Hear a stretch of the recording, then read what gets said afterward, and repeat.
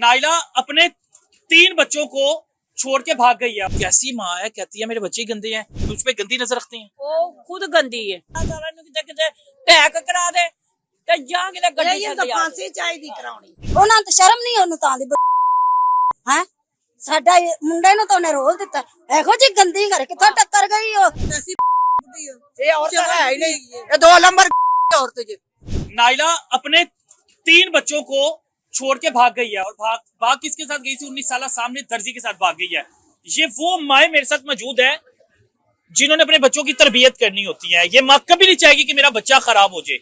ये कैसी बदबख्त माँ है जो कहती है जी मेरे बच्चे की जो नजर है वो इतनी गंदी है, मेरा बच्चा मुझसे नाजायज ताल्लुकात बनाना चाहता है, मेरा खामद जो है वो ख्वाजा सरा है, वो खुसरा है, उसके अंदर मर्दों वाली कोई बात नहीं है। बीबी अगर मर्दों वाली उसमें कोई बात नहीं है तो तुम्हारे 4 बच्चे कैसे होंगे? ये माँ इस वक्त मौजूद है। पूरा मोहल्ला इस चीज की गवाही दे रहा है कि उस खतून ने पूरे मोहल्ले के जो मर्द हैं उनको और इनके बच्चों की जो तरबियत थी उनको खराब करने की कोशिश की है। वो खतून हम इस मोहल्ले में दोबारा नहीं चाहते। हम नहीं चाहते हमारे बच्चे खराब हों, हम नहीं चाहते कि हमारे इलाके में बताया जाए कि इस तरह की गंदी खवातीन भी रहती हैं। बहन मेरी, आप भी माँ हैं, आपके भी बच्चे हैं, कैसी माँ है, कहती है मेरे बच्चे गंदे हैं, मेरे बच्चे मेरे साथ मुझ पे गंदी नजर रखते हैं। ਉਹ ਖੁਦ ਗੰਦੀ ਹੈ। ਉਹ ਖੁਦ ਗੰਦੀ ਹੈ ਤੇ ਬੱਚਿਆਂ ਨੂੰ ਨਾਲ ਗੰਦੇ ਕਰਨੇ ਚਾਹੁੰਦੀ ਹੈ। ਸਾਡੇ ਬੱਚੇ ਗੰਦੇ ਨਹੀਂ ਸੀ ਹੈ, ਉਹ ਖੁਦ ਗੰਦੀ ਹੈ ਤੇ ਸਾਡੇ ਬੱਚਿਆਂ ਨੂੰ ਗੰਦੇ करने ਚਾਹੁੰਦੀ ਹੈ। छोटे छोटे बच्चे 16 साल का बेटा अपने खामद की तो बड़ी इज्जत करती है ना, बहुत इज्जत करती और कहती है मेरा बंदा ही जो है वो ख्वाजा सरा है, खुसरा है। मेरिया 5 ਨੂੰਹਾਂ ਨੇ, अल्लाह ਦਾ शुक्र है ਲੱਖ ਵਾਰੀ, ਇਹਦੇ ਵਰਗੀ ਇੱਕ ਨਹੀਂ ਹੈ। अल्लाह ना करे हो भी, ਉਹ ਅੱਲਾ ਕਰੇ ਹੋਵੇ। ਇਹਨੂੰ ਸਜ਼ਾ ਹੋਣੀ ਚਾਹੀਦੀ ਹੈ, ਸਾਡੇ ਬੇਟੇ ਨੂੰ ਰਿਹਾਈ ਹੋਣੀ ਚਾਹੀਦੀ ਹੈ। ਅਸੀਂ ਕੋਲੇ ਵਿੱਚ ਕੱਲ ਨੂੰ ਉਹਦੇ ਵੱਲੋਂ ਵੇਖ ਕੇ ਹੋਰ ਵੀ ਕਰੇਗੀ। ਅਸੀਂ ਬੱਚਿਆਂ ਦੀ ਛੱਤ ਨਹੀਂ ਜਾਂਦੇ। ਉਹ ਬੁੜਾ ਮਾਂ ਪਿਓ ਬੱਚਿਆਂ ਦੇ ਰੋਟੀ ਪਕਾਉਂਦੀ ਹੈ, ਉਹਨੂੰ ਇੰਜ ਟਿੱਕੇ ਟਿੱਕੇ ਦੇ ਕੇ ਥੱਲੇ ਸੁੱਟਿਆ ਜਾ। कभी आप लोगों से मुलाकात हुई, देखा उससे कभी? ਕਿੰਨੇ ये नाइला को मिली कभी? ਨਹੀਂ कभी नहीं मिली। ਨਹੀਂ। कभी आप तक इतला आई हो कि ये अपने बंदे को ख्वाजा सरा कह रही है, खुसरा कह रही है? ਉਹ ਖੁਦ ਇੱਥੇ ਲੜਾਈ ਲੱਗਦੀ ਸੀ, ਉਹ ਕਹਿੰਦੀ ਸੀ, ਉਹ ਲੋਕਾਂ ਨਾਲ ਵੀ ਕਹਿੰਦੀ ਸੀ। अच्छा, बाहर आके खड़ी होके कहती है? ਸ਼ਰੇਆਮ ਕਹਿੰਦੀ ਸੀ। ਸ਼ਰੇਆਮ ਕਹਿੰਦੀ ਸੀ। ਦੁਕਾਨ ਤੇ ਸੌਦਾ ਲੈਣੇ ਉਹ ਗੇਟ ਖੋਲ ਦਿੰਦਾ ਸੀ, ਚੱਲ ਚੱਲ ਕੇ ਬਾਹਰ ਬੋਲ, ਉੱਚੀ ਉੱਚੀ ਬੋਲ, ਉੱਚੀ ਉੱਚੀ ਕਹਿੰਦੀ ਸੀ। ਸਿਰਫ ਉਹ ਸ਼ਰਮ ਦਾ ਮਾਰਾ ਕਹਿੰਦਾ ਕਿ ਬੱਚਿਆਂ ਦੀ ਮਾਂ ਆ, ਇੱਜ਼ਤ ਨਾਲ ਰਵੇ। ਉਹਨੂੰ ਇੱਜ਼ਤ ਰਾਸ ਨਹੀਂ ਆਈ ਮੇਰੇ ਪੁੱਤਰਾ। ਉਹ ਕਹਿੰਦੀ ਸੀ ਆਪਕੀ ਬੇਟੀ ਨਹੀਂ वो पूरे ਬਾਜ਼ਾਰ ਅਸੀਂ ਤੇ ਕਹਿੰਦੇ ਜਾਂ ਕਿਤੇ ਅੱਲਾਹ ਤਾਲਾ ਨੂੰ ਕਿਤੇ ਕਿਤੇ ਟੈਕ ਕਰਾ ਦੇ ਤੇ ਜਾਂ ਕਿਤੇ ਗੱਡੀ ਇਹ ਛੱਡ ਤਾਂ ਜਾ। ਫਾਂਸੀ ਚਾਹੀਦੀ ਕਰਾਉਣੀ।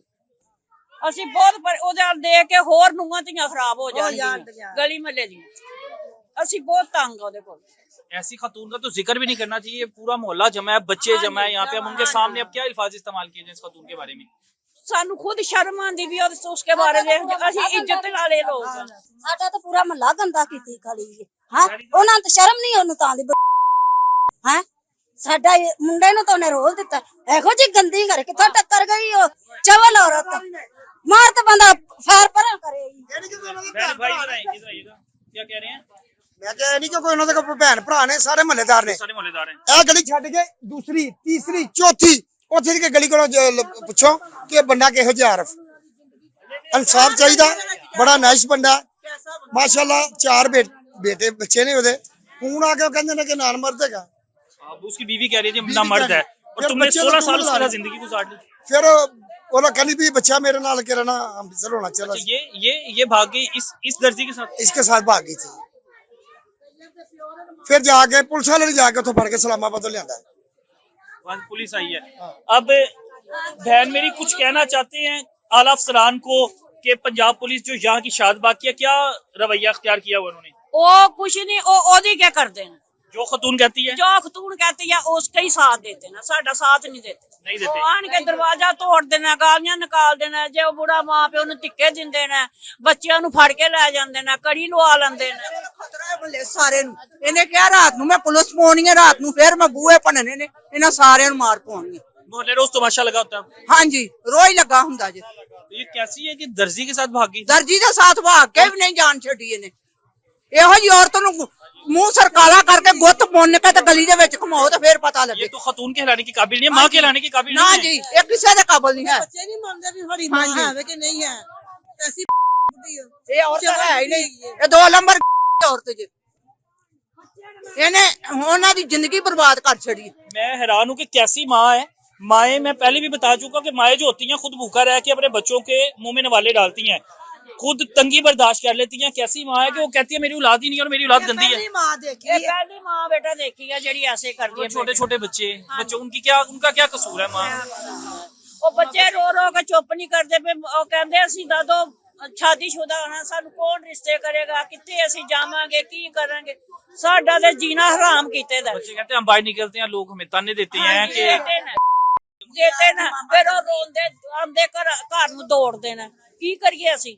ਸਾਨੂੰ ਰਿਹਾਈ ਹੋਣੀ ਚਾਹੀਦੀ ਸਾਡੇ ਬੱਚਿਆਂ ਨੂੰ ਤੇ ਸਾਡੀ ਉਹਦੇ ਕੋਲੋਂ ਜਾਨ ਮਿਲਣਾ ਚਾਹੀਦਾ, ਘਰ ਉਹਨਾਂ ਦਾ ਨਿਸਾਬ ਮਿਲਣਾ ਚਾਹੀਦਾ। उसने धोखे से घर भी अपने नाम लिखवा लिया। ਹਾਂ ਘਰ ਵੀ ਉਹਨੇ ਧੋਖੇ ਸੀ। ਘਰ ਇਸ ਵਾਸਤੇ ਲਾਇਆ, ਵੀ ਬਹੁਤ ਉਹ ਕਹਿੰਦੀ ਮੈਂ ਛੋਟਾ ਮੁੰਡਾ ਮੈਂ ਦਾਖਲ ਕਰਾਣਾ ਕੋਲ ਬਾਗ।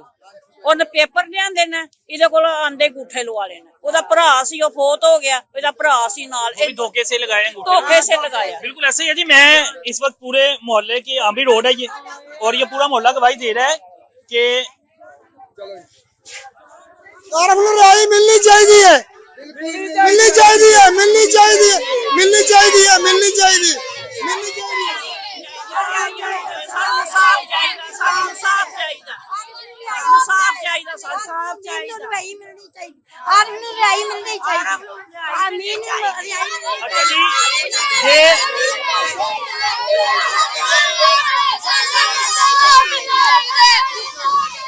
मिनट, ये पूरा मोहल्ला आमिर रोड इस चीज की गवाही दे रहा है कि आमिर बेकसूर है, आरिफ बेकसूर है। और किस वजह से कि एक खतून अगर गलत घर में आ गई है और उस खतून ने पूरा एक घर किया, पूरे मोहल्ले की जिंदगी जो है जीरन बनाई हुई है, वो सामने दर्जी की दुकान बंद है। उस बच्चे की जिंदगी भी खराब हुई जिसको फरगला के भाग गई।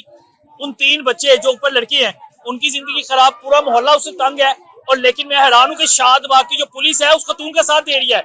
डीआईजी साहब, आईजी साहब, क्या पंजाब पुलिस इतनी भी स्ट्रॉन्ग नहीं है, इतनी भी मजबूत नहीं है, जदीद टेक्नोलॉजी इतनी भी नहीं है कि उस खतून का पूरा जो है जिंदगी के तमाम जो चीजें हैं वो सामने लाके रखी जा सके? भाईजान, ये खातून ये काम करती रही है। ये खातून कभी किसी के साथ भागी, कभी किसी के साथ ताल्लुक बनाती, उसकी सीढ़ियां नहीं निकलती। मैं हैरान हूँ भाईजान, रिहाई के लिए उसके लगे हुए हैं कि उसके बाप को जो है सजा दे दीजिए। वालेकुम सलाम। वो ना बड़ी लड़ाकी और बदतमीज औरत है। वो ना नजायज उनके ऊपर पर्चे डाले हुए। उन्होंने एक दफा चली गई अली के साथ, फिर हमने कहा कि चलो कोई बहन उसको गलती हो गई है तो अब रख लो। उसने हमारे कहने पे रख लिया उसको, फिर उसने पा लिया, फिर उसने थप्पड़ कौन मारता रहा? थप्पड़ कौन मारता रहा? खतरा इन्होंने खतरा है उन्होंने खतून इतनी खतरनाक है। बहुत खतरनाक है। अभी बन गई है, अभी बहुत अच्छी बन गई हुई है। शुरू तो है शुरू तो है शुरू से ऐसी। शुरू तो है। बिल्कुल जी ऐसे ही है। इस खतून को लगाम डाले, इससे पहले कि ये पूरा मोहल्ला उससे तंग है। ये कह रहे हैं जी हम लोग सब डीआईजी के पास जाएंगे, हम लोग सारे सीसीपीओ के पास जाएंगे, लेकिन हमारे वो बच्चों को इंसाफ चाहिए कि वो कैसी माँ है कि जो अपने बच्चों को छोड़ के चले गए, उसे इंसाफ, हमें उन बच्चों को इंसाफ चाहिए।